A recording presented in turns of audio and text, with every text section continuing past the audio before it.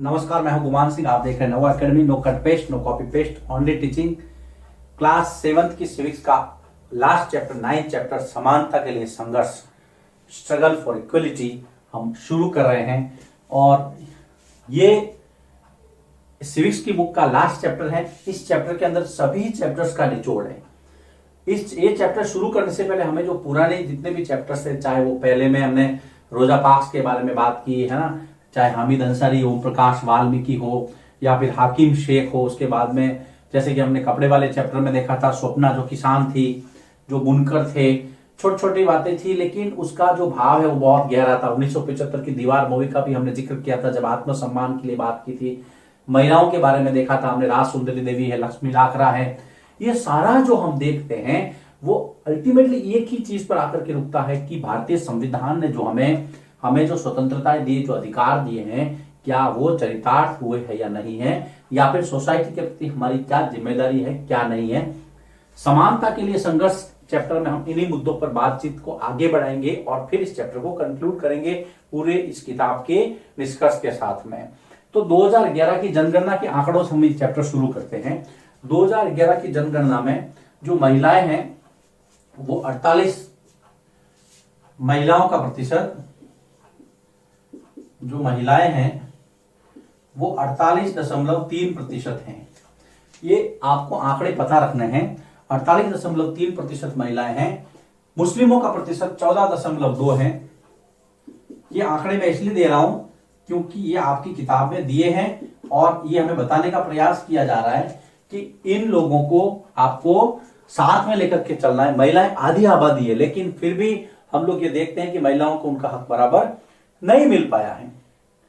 जो दलित, जो पिछड़े लोग हैं, है ना, अनुसूचित जाति 16.6%, और आपके जो आदिवासी है, जो ट्राइबल हैं 8.6, जो दलित हैं वो है 16.6%, और जो कि आदिवासी है जिनको आप ट्राइबल मानते हैं, ट्राइबल कहते हैं, वो है आपके 8.6%। तो ये डाटा आपको याद रखना है। इन आंकड़ों को कहने का मतलब ये है कि हमें इनको साथ में लेकर के चलना है। अब देखिए, ये जो चैप्टर है वो पूरा आधारित है मध्य प्रदेश के एक संगठन पर।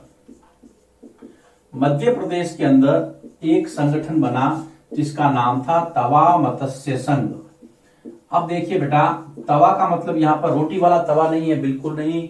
तवा का मतलब यहां पर तवा नदी से है, हम आगे देखेंगे। अभी आपको ध्यान में रखना है कि तवा मत्स्य संघ कोई न कोई, यहां पर हम उसके बारे में चर्चा करेंगे। इसके साथ ही हम एक और चीज देखेंगे कि सरकार समय समय पर नई परियोजनाएं या अभयारण्य या बांध बनाती है तो उसके लिए बहुत सारे लोगों को विस्थापित करना पड़ता है। तो अभयारण्य क्या होता है? देखिए, हम कई बार सुनते हैं अभयारण्य, इसको आप सेंचुरी भी कहते हैं। अभयारण्य, देखिए अभय का मतलब है बिना भय के, अरण्य मतलब जंगल, बिना भय वाला जंगल, जंगली जानवरों के लिए। तो जंगली जानवरों के विचरण, मतलब जंगली जानवर आराम से रह सके वो विचरण हेतु, ताकि वहां पे कोई शिकार वगैरह नहीं करे। तो जंगली जानवरों के विचरण हेतु सरकार द्वारा आरक्षित किया गया क्षेत्र अभयारण्य कहलाता है, ताकि वो प्रोटेक्ट हो सके, आरक्षित क्षेत्र। देखिए, अभयारण्य हो चाहे कोई बांध परियोजनाएं हो, बांध डैम बनते हैं। मैं जहां रहता हूं दातीवाड़ा, उसके पास में मुंबई स्टेट के टाइम का दातीवाड़ा का डैम बना हुआ है और ये डैम बहुत मजबूत डैम है। 1900 मतलब आप देखिए ना, 1 मई 1960 को गुजरात और महाराष्ट्र का विभाजन हुआ है मुंबई स्टेट को विभाजित करके। उसके पहले का ये डैम बना हुआ है, बहुत मजबूत बना हुआ है। लेकिन कहते हैं कि यहां से बहुत सारे गांव उस समय खाली किए गए थे। तो खाली करना मतलब यहां से इनको हटा दिया गया, उनको विस्थापित किया गया।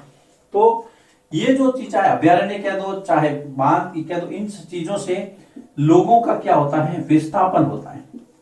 विस्थापन का मतलब होता है एक जगह से दूसरी जगह पलायन या दूसरी जगह जाना। अगर सीधे सीधे शब्दों में मैं कह दूं कि लोगों को विस्थापित किया गया, मतलब उनको कहा कि भाई आप ये जगह खाली कीजिए, हम यहां से आपको दूसरी जगह शिफ्ट कर रहे हैं, आपको शिफ्ट होना पड़ेगा। दोनों बातें लगभग एक अर्थ में ली जा सकती है। अब जब लोग विस्थापित होंगे तो उनकी जिंदगी में क्या चेंजेस आएंगे, उनकी नई जिंदगी। देखिए विस्थापन से क्या क्या चेंजेस आता है। उनको नई जिंदगी शुरू करनी पड़ती है वहां जाके, नया रोजगार, शिक्षा की व्यवस्था अलग तरह से करनी पड़ती है, शिक्षा की व्यवस्था, उनको अपनी जमीन छोड़नी पड़ती है।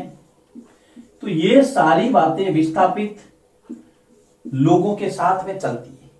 आप इनके दर्द को समझ सकते हैं कि जो व्यक्ति सालों से, सदियों से, परंपरा से, मतलब अपने पुरखों से वो जमीन है, एकाएक उनको कहा जाता है आपको ये खाली करनी। खाली तो कर देते हैं, लेकिन उसके ऊपर क्या गुजरती, अगर आपने उसके विस्थापन की ढंग से व्यवस्था नहीं की तो मामला गड़बड़ है। तो देखिए, इसी के अंदर हम ये देखेंगे कि मछुआरों की सहकारी समिति का संगठन है एक तवा मत्स्य संघ। तवा मत्स्य संघ क्या है? जो मछुआरे होते हैं, फिशरमैन जिसको आप बोलते हैं, मछुआरों ने एक कोऑपरेटिव सोसाइटी बनाई,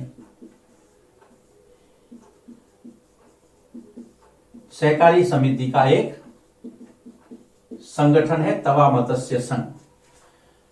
इन्होंने देखिए सहकार, एक सबके लिए, सब एक के लिए, सहकार समिति 10 या 10 से ज्यादा लोग मिलकर के कोऑपरेटिव सोसाइटी बना सकते हैं। जो गुजरात में जो दूध उत्पादन चलता है वो तो सबसे अच्छा एग्जांपल है इसका।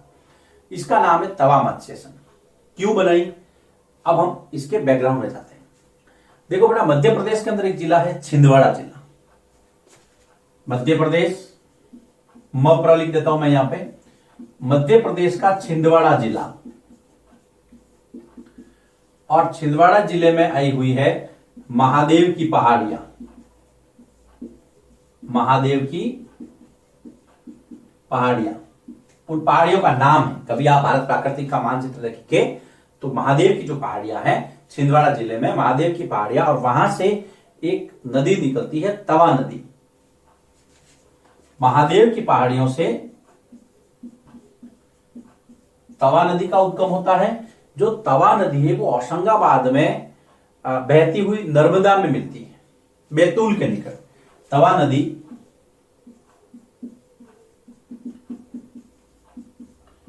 होशंगाबाद में बैतूल के निकट नर्मदा में बहती है। इसका मतलब ये नर्मदा में मिलती है, इसका मतलब ये नर्मदा की सहायक नदी है। आपने 6 में सहायक नदी पढ़ी है, 7th में भी पढ़ी है। तो इसका मतलब ये है कि तवा नदी जो है वो नर्मदा में बहती है, और यहां पर जो है तवा नदी पर एक बांध बनाया गया। तवा नदी पर बांध बनाने के लिए उसको उसके आगे फिर जब हम बात करेंगे तो उन्होंने तवा मत्स्य संघ बनाया। इस नदी पर जो तवा नदी पर जो बांध बना, याद रखना, इस बांध को बनने में लगभग 20 वर्षों का समय लगा। 1958 से लगा करके 1978 में ये पूरा हुआ। 1958 से शुरू हुआ और 1978 में ये पूर्ण हुआ। तो यहां तक तो कोई दिक्कत नहीं होनी चाहिए आपको, कोई प्रॉब्लम नहीं है। हाँ, अब जब बांध बना तो उसके साइड इफेक्ट क्या हुए? बांध बना, लोगों ने अपना घर छोड़ा, जंगल के, और देखिए जब बांध बना तो बांध के हिस्से में साथ कृषि भूमि भी डूब गई। बांध में जंगल के हिस्से के साथ, पहला साइड इफेक्ट, जंगल के हिस्से के साथ इनकी कृषि भूमि भी डूब गई। कहां पे? जहां पे ये कृषि भूमि डूब गई, जहां पर बांध बनाया गया था। सबसे पहली बात। उसके बाद में कुछ विस्थापित जो लोग थे, उन्होंने जंगल के पास में जो जहां पे उनको विस्थापित किया गया था, वो नदी का या बांध का किनारा था, तो बांध के किनारे पर रह करके वो मछली पकड़ने लगे। जंगल के हिस्से में साथ कृषि भूमि डूब गई। विस्थापितों में से कुछ, याद रखना, विस्थापितों में से कुछ बांध के पास क्या करने लगे? मछली पकड़ने लगे। मछलियां पकड़कर अपना जीवन यापन करने लगे। तो ये बात आपको ध्यान रखनी। कुछ लोग क्या है कि बांध के पास में, उनका कहां जाएंगे यार, मछली पकड़ करके अपना जीवन यापन करते हैं, और उन्होंने जो है वो अपना व्यवसाय प्रारंभ किया मछली पकड़ करके। तभी क्या होता है कि 1994 में सरकार ने बांध से मछली पकड़ने का ठेका देखिए लड़ाई अब शुरू होती है। 1994 में मध्य प्रदेश की सरकार ने मछली पकड़ने का ठेका, सरकार ने मछली पकड़ने का ठेका गांव वालों को न देकर निजी ठेकेदारों को किसी दूसरी ठेकेदारों को दे दिया। उन्होंने कहा कि भाई अब आपको मछली पकड़नी है, यहाँ पे गांव वालों को यहाँ पर मछली पकड़ने का अधिकार नहीं है। तो गांव वालों ने भी देखा यार जमीन हमारी, बांध हमारा, पानी हमारा, हम सालों से यहाँ रह रहे, उल्टा हमें यहाँ से विस्थापित किया गया। तो ये निजी ठेकेदार कौन होते हैं? यहाँ से मछली पकड़ने वाले। तो अब जो है वो संघर्ष शुरू हुआ। तो ठेकेदारों ने तो भाई सरकार ने ठेकेदारों को कहा, अब सरकार जो कहेगी वो फाइनल होगा एक तरह से। तो ठेकेदारों ने क्या किया, अब ठेकेदार अगर चाहते ना बेटा, ठेकेदार यदि चाहते तो गांव वालों को भी काम पे रख सकते थे, लेकिन ठेकेदारों ने ऐसा नहीं किया। ठेकेदारों ने क्या किया देखिए, ठेकेदारों ने, यहां से आपको समझना है, ठेकेदारों ने गांव वालों को काम नहीं दिया। ठेकेदार भी चाहते तो गांव वालों को कहते थे कि भाई आप ही मछली पकड़ो हमारे लिए, लेकिन उन्होंने कहा नहीं। उन्होंने बाहर से सस्ते श्रमिक बुलाए और क्या किया, बाहर से सस्ते श्रमिक बुलाए। और इसके बाद में तीसरा बिंदु अगर आपको लिखना चाहे तो गांव वालों को डराया धमकाया, गुंडों द्वारा गांव वालों को डराया धमकाया गया। तो यहां पर लिख सकते हैं आप, गुंडों द्वारा गांव वालों को धमकाया गया, लाठियों से उनको डराया गया कि अब आप ये जगह छोड़ दो, नहीं तो हम आपको यहां पर रहने नहीं देंगे। अब फिर कहानी आगे बढ़ेगी, वो हम आगे समझेंगे, लेकिन एक बार पहले इसका क्विक रिवीजन ले लेते हैं। समानता के लिए संघर्ष, कहानी घूमेगी तवा मत्स्य संघ के आसपास, इसलिए आपको ध्यान में रखना है तवा मत्स्य संघ क्या है। 2011 की जनगणना, महिलाओं का प्रतिशत, मुस्लिमों का, दलितों का और आदिवासियों का, आपको ये आंकड़े ध्यान में रखने, कई एक बार आंकड़ा पूछ सकते हैं। उसके बाद में आपने देखा कि सरकार अभ्यारण्य या बांधों के लिए जमीन खाली करवाती है, लोगों का विस्थापन होता है, लोग एक जगह से दूसरी जगह पे जगह बदल करके जाते हैं, उसको हम कहते हैं विस्थापित। विस्थापित होने से उनकी जिंदगी में क्या असर पड़ता है, उनको नई जिंदगी, नया रोजगार, शिक्षा की व्यवस्था करनी पड़ती है, अपनी जमीन छोड़नी पड़ती है, बहुत ही दर्द होता है। आप एक बार अपना घर हम छोड़ते हैं, 5 दिन के लिए कहीं बाहर जाते हैं, दुखी हो जाते हैं, लेकिन इनको परमानेंट अपना घर छोड़ना पड़ता है विस्थापन के लिए। ऐसी ही जो है एक तवा मत्स्य संघ की कहानी है। तवा मत्स्य संघ मछुआरों की सहकारी समिति का संगठन था, इसको टीएमएस भी कहा गया। टीएमएस आगे हम जिक्र करेंगे, तो शॉर्ट में टीएमएस भी बोल सकते हैं इसको। राज्य है मध्य प्रदेश, जिला है छिंदवाड़ा, पहाड़ियां महादेव की पहाड़ियां, महादेव भगवान शंकर नहीं, पहाड़ियों का नाम है महादेव की पहाड़ियां।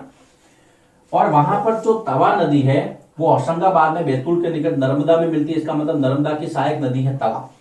वहां पर 1958 से 1978 के बीच में एक बांध बनाया गया, जो बांध 20 वर्षों में बनके पूर्ण हुआ, बहुत लंबा समय लिया लेकिन बहुत मजबूत बांध। इस बांध से कई लोगों की जो जमीन है वो डूब गई, फिर भी लोगों ने क्या किया, बांध के पास में मछली पकड़ने का काम शुरू किया। कहानी शुरू होती है 1994 में, 1994 में सरकार ने मछली पकड़ने का ठेका गांव वालों को नहीं दिया, जबकि निजी ठेकेदारों को दे दिया। गांव वालों को यह बात बुरी लगी, फिर भी चलो कोई बात नहीं, लेकिन अब दिक्कत कहां हुई, जो निजी ठेकेदार थे उन्होंने गांव वालों को कहा कि आपको यहाँ पे काम नहीं करना है। उन्होंने बाहर से सस्ते श्रमिक बोले। देखिए अगर आपको पूछे कि निजी ठेकेदारों का गांव वालों से क्यों विरोध था, तो ये गांव वालों का निजी ठेकेदार क्यों विरोध था, तो निजी ठेकेदारों ने क्या किया, गांव वालों को काम नहीं दिया, सस्ते श्रमिक बुलाए और गुंडों से जो है वो गांव वालों को धमकाया। तो यहां तक इस चैप्टर का पहला वीडियो समाप्त होता है। अब हम आगे देखेंगे कि गांव वाले किस तरह से विरोध करते हैं और उस विरोध के बनिस्पत या उस विरोध के बाद में सरकार क्या एक्शन लेती है, उसका परिणाम क्या निकलता है। अगले वीडियो में ये चैप्टर भी समाप्त हो जाएगा।